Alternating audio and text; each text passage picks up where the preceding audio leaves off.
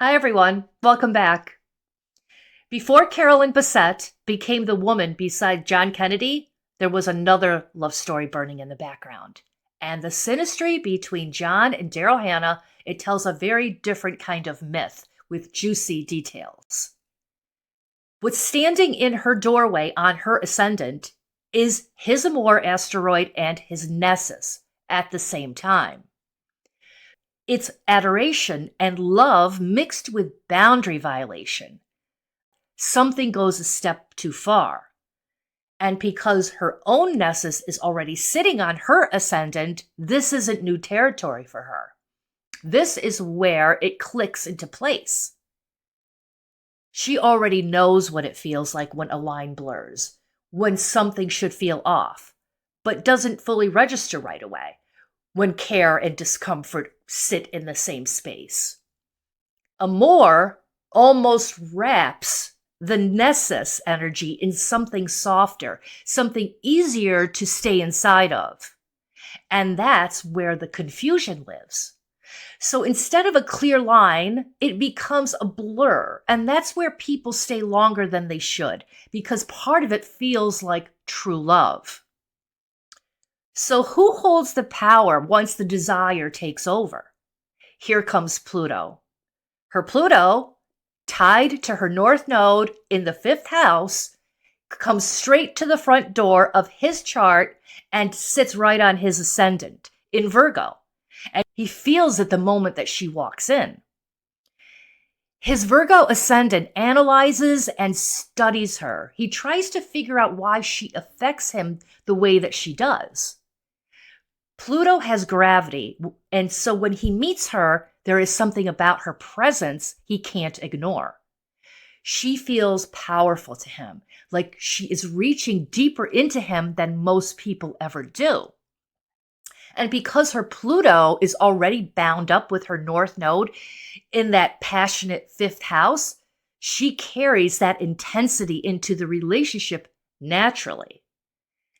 And romance with her is never going to feel light or casual. It comes with depth, power, and transformation.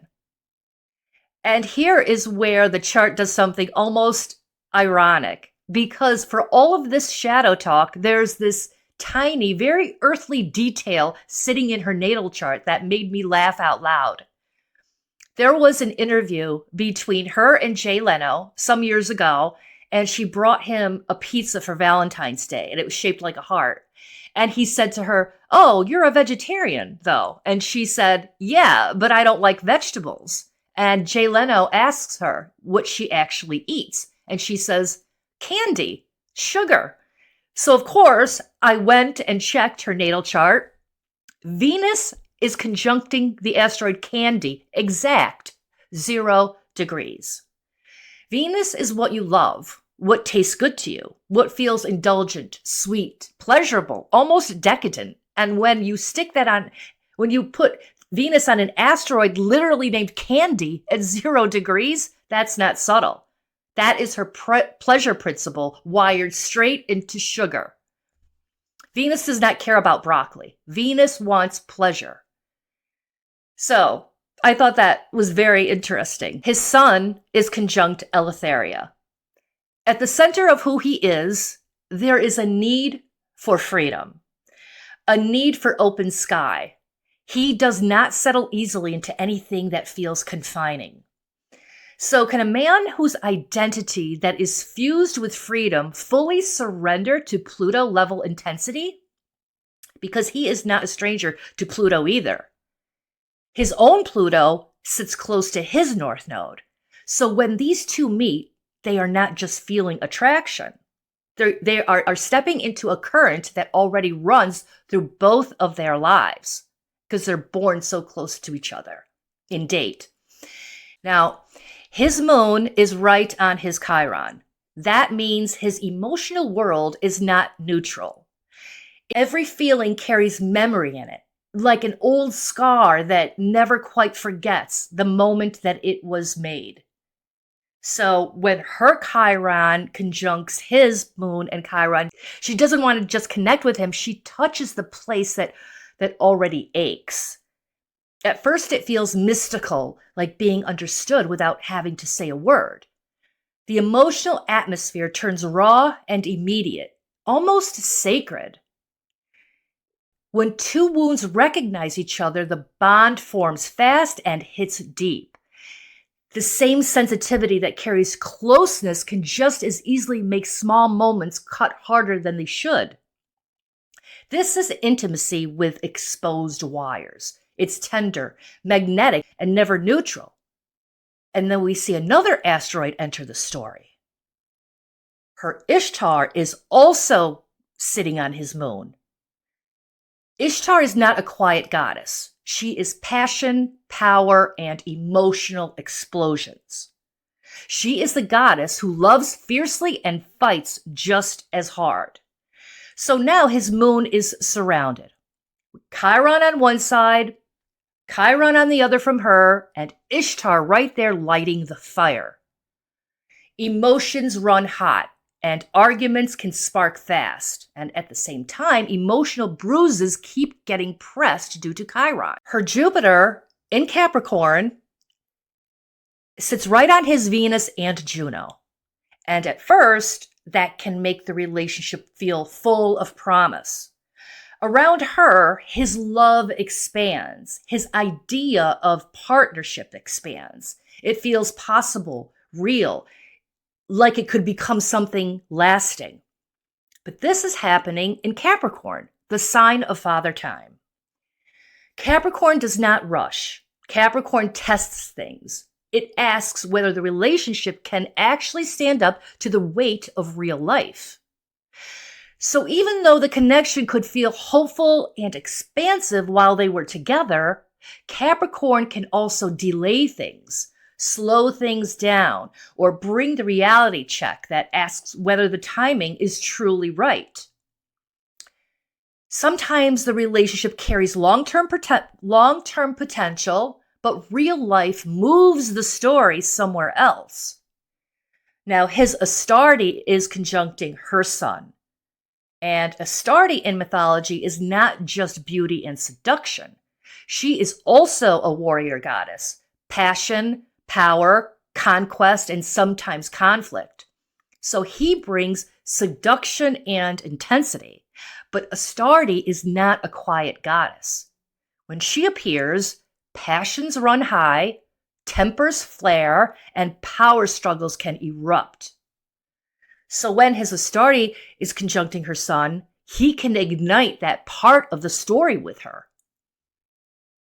which can make the attraction between them very strong, very magnetic. It can also bring moments of blow-ups and arguments. Now, here is another layer of attraction between them. Her Eros is sitting right on his ascendant, and Eros is raw desire, eroticism, passion, the kind of attraction that is immediate and physical. It's the energy someone walks into the world with. So when someone's Eros lands there, the attraction can be instant. And she sees him and something in her lights up. The chemistry is electric. The physical pull is strong. So from her side, there is a very powerful erotic magnetism toward him that is hard to ignore. And then her Mercury in Scorpio is right on his Adonis. Adonis is that masculine magnetism people cannot help but notice. The beauty, the charm, the presence that pulls attention. But this is Mercury in Scorpio, and she does not stay on the surface. She studies him. She wants to know what is underneath. She undresses him with her eyes. So his charisma does not just attract her physically, it captures her mind. She wants to know what makes this very magnetic man tick. She thinks he is hot. And Scorpio Mercury does not stay light. It goes deeper. So their conversations turn intense, psychologically revealing, because her mind keeps circling that Adonis energy that he carries. And she wants to see what is really beneath the shine. Her psyche is conjuncting his midheaven. Psyche is the soul, the part of someone that wants to be deeply seen and understood. The midheaven is his public world, his reputation, and the role that he plays in front of everyone.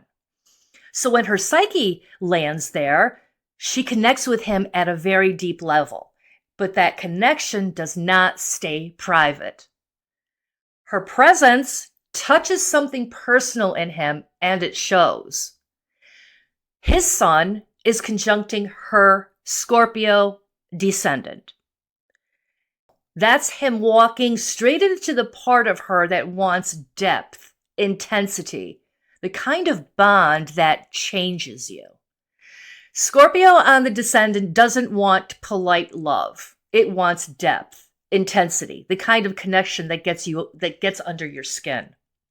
So from her side, he doesn't just look like partner material. He feels like the kind of man who could pull her in deep, the kind of connection that doesn't stay casual once it starts. Her Apophis sits right on her descendant. That means before anyone even steps into her life as the partner, there is already a shadow there. In mythology, Apophis is the great serpent of chaos, the force that rises out of the darkness to swallow the sun. So when someone comes into that partner space with her, the connection does not stay simple. Attraction can spark, fascination can build, but underneath it runs something volatile. With this placement, love does not stay light for long. Once someone crosses that threshold, they are stepping into intensity that can turn unpredictable really fast. Now, her sun is on his IC in the 4th house, the most private place in the chart, the emotional roots, the inner home. When her sun touches that space, she reaches something deeply personal in him, and it can feel familiar in a way that surprises him, almost like she already belongs there. His sun lights up her partnership axis, so from her side, he fits easily into the role of the man beside her. But from his side, this is more than image or status. She is closer than that. She is touching the foundation, the quieter emotional core that sits underneath everything else. That is how a relationship can feel, both public and intensely private at once, visible on the outside, but rooted somewhere much deeper underneath. Now, her Medusa is sitting exactly on his Neptune, 0 degrees, no escape. That is not a normal attraction. This is the kind of connection where he doesn't see her clearly at first. He feels her. Neptune wraps her in mist. He projects onto her. He idealized her before he ever really knew her. And she carries Medusa, the woman punished for her power, feared once men realized she could turn them into stone. So when he looks at her, he can feel mesmerized and destabilized at the same time, drawn in, slightly overwhelmed, like she holds something ancient and dangerous and he can't quite name it. Neptune makes it beautiful, romantic, cinematic. But Neptune can also deceive. And at some point, the fog thins. And when it did, he had to decide whether he fell in love with the real woman or the dream he built around her. So, I will be back soon with more Synastry charts.